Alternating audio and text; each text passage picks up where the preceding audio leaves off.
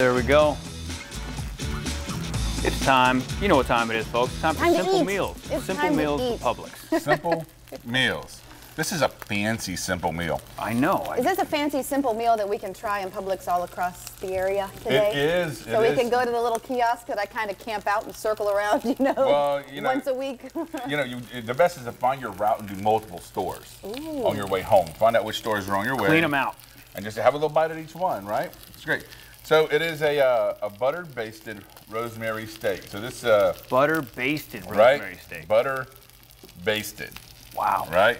Made from good old butter. And we're using the France's #1 butter. Okay. The President. It is salted. So Curtis, you got a little tray of stuff here. You got butter, garlic that's been smashed, and rosemary. Yeah. Put it in the pan. All of it. On this, right there, in that Put it spot all right in there. that, all in that love right there. Right there. All right. All the butter. That butter's going to start to melt. That's a lot of butter. Well, it's a lot of steak. So you don't have to eat all the butter, but you're going to want to dip your bread in it, I can tell you that. Yeah. There's going to be no worries with that. So what we're doing here is we've actually, going ahead and put a little canola spray and salt and pepper the steaks to our liking. We've seared them off nice and good. They're just about done. At this point, is this where you put the butter in? Yes. And the steaks will kind of be resting to the side. Okay. Right? So as this goes, we're going to move this back this way. I want you to take some rosemary, Curtis, and a little bit of garlic. Put it on top as the butter starts to melt. Just let it sit. Get that garlic sit right in there. Get the garlic on top. Get the rosemary on top. Oh, you gotta get back in the pan. So, because I've often wondered about just putting branches, if you will, of rosemary on top of a steak. It does infuse into the steak. You do get that taste. What we're going to do is going to help, right? So we started it off in the butter, so the butter's starting to take on that flavor. The fat captures the flavor of the ingredients, and that's what transfers it to the steak. That's why you want highly marbled steak. Or if not, you want you put bacon on fillets because there's So now what you're going to do here is you're going to kind of move the steak towards this end of the pan. Over here. You're going to lean the pan to where you have a pool of butter. Okay. Now you're going to take your spoon. This is the basting part, and you're going to baste the steak with the butter over the rosemary and the garlic. So as it continues to heat, right, it goes in and that flavor starts to infuse from the top down. And yes, the rosemary does actually break down too, because all the flavor and stuff on the leaf, that stuff breaks down and soaks right in. And this is a classic technique. You see this in French restaurants or upper scale restaurants. I know Tom does it over at Moxie and Town Hall. I'm sure Scotty does it up at 29 South and so forth. This?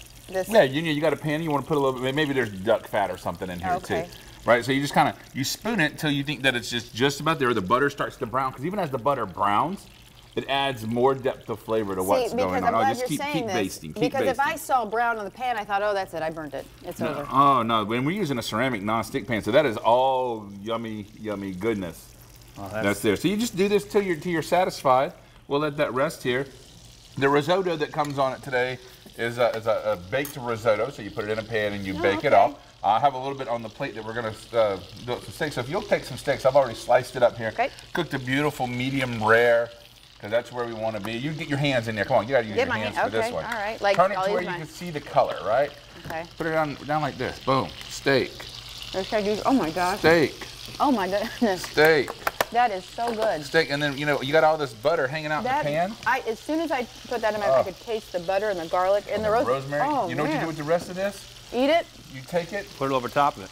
Oh my. Oh my. Did you say pan sauce? Oh, I think we said pan sauce right there. That is all you eat for the rest of the day, right? What? If it's a lot of butter. When you eat salad. Oh, right? okay. Well, then you get your vegetables some grilled in there. zucchini, some eggplant and whatnot. The risotto has some rosemary and thyme and peas in it. Yeah. It's a great thing. And, hopefully, maybe you go out to the players today. You're over there between 12 and 13. You see Chef James. You start talking, have a conversation with him about this stuff, man. He's such a great guy. He's very approachable. So, you don't be afraid to go up and say hi.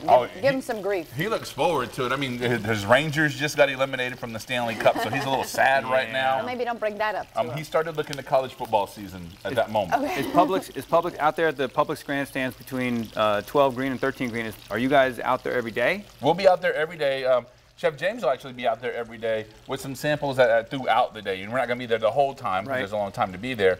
But he'll get there really early. He'll have some samples starting around 10. Okay. And then we'll go until our samples last.